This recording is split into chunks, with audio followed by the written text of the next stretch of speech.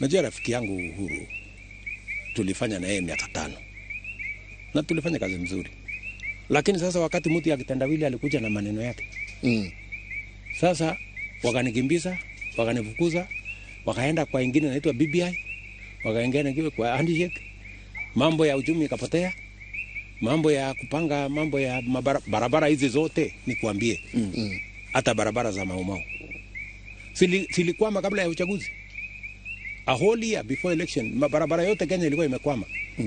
Kwa sababu rais umetaja hadi najua tutakuja hapo, tutaingia hapo. Hiyo ndio matatizo. Yeah? Ni siasa. Siasa mbaya. You know, unajua sasa ukipanga siasa ambaye ni siasa tu hewa. You know? Because my friend, siasa ile ya kweli ni uchumi. Hiyo ndio siasa ya kweli.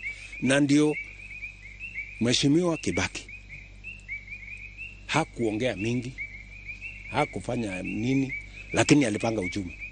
Hiyo tu. Alikuwa tu hapo amekwamia hapo kwa uchumi, anaongeza ushuru. Tunalipa ushuru zaidi, anajenga hii, anajenga barabara, anajenga ushuru. That's what he did.